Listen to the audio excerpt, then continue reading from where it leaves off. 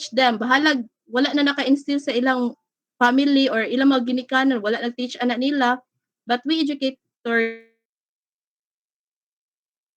dapat ato gyud na siyang pirmi i-integrate sa ato ang klase ang values. So that's all. So na may questions mga ma'am and sir. Thank you so much for listening.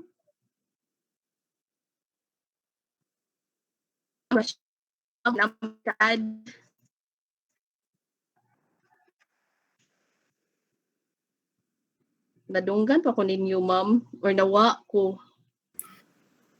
Naman. Okay. Thank you so much ma'am and sir sa pagpaminaw. Kanang classmates, kanang okay ra ba mo proceed ko? Anyway, my presentation is just very short. I only have 15 to 16 slides.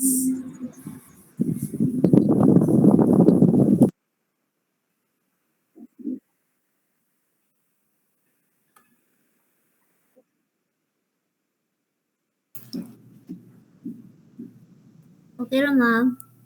Okay ra sad ma'am. Sige, salamat.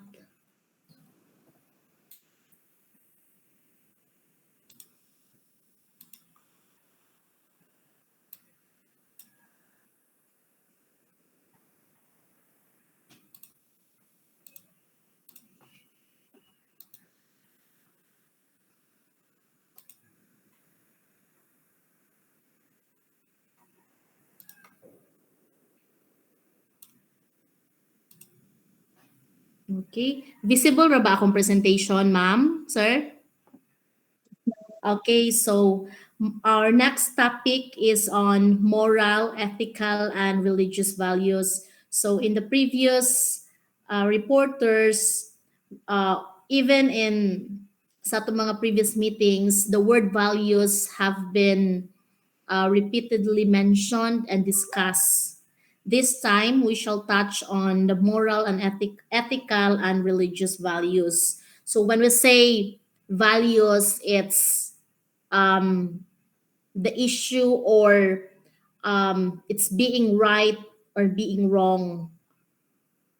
What is acceptable as right or what is considered wrong according to standards.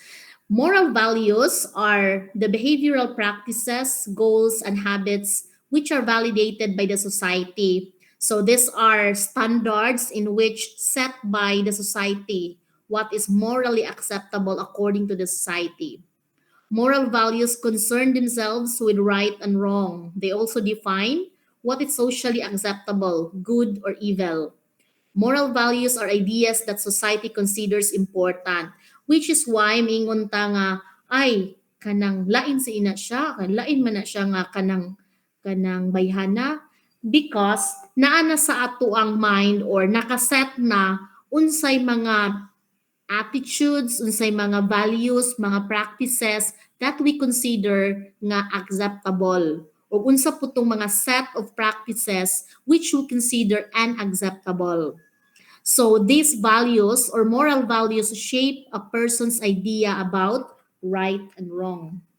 Example of moral values, being honest and trustworthy. So kung when a person kana ganing natay pangutanon but then the answer sa atong gipangutanan klaro kayo nga namakak, mingon jud ta baka kung lagi ni siya uy kanang bisan klaro na kaayo ang kuan makak pa jud because para nato being dishonest is not acceptable bati siya, we consider it as a wrong or dili siya unacceptable siya nga practice.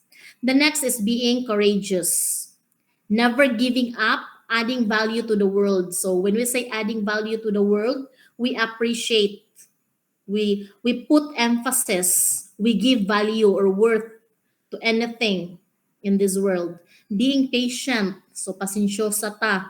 Kung kana ganing for example, kanang a common example kanang sa mga grocery store or even kanang kuan, kanang naatay bayaran, for example, magbayad ta sa atong water bill, electric bill, it is expected nga A person has to queue. Mulinya gyud siya. Instead nga, mupuli ra siya, mo diretso rag ato sa cashier, we have to follow the line. Kung kinsa tong nag-una, mo to siya ang una i-cater. So we have to be patient to wait for our turn. Then taking personal responsibility. Any consequences nga kaakibat or kanang impact siya sa atong have to be responsible. Responsable taon sa mga possible consequences sa atong mga actions. Okay. The word ethics is somewhat related to morals. However, they have differences. Ang morals, it is a standard or practices, mga habits which are set by the society. Naapod siya personal na to nga kanang pagtuo ba. Whereas ang kaning ethics are rules which are drafted by trade or groups. For example, naay ethics that has to be observed among teachers, or naay code of ethics nga giset ang usa ka company which is to be observed by all the employees.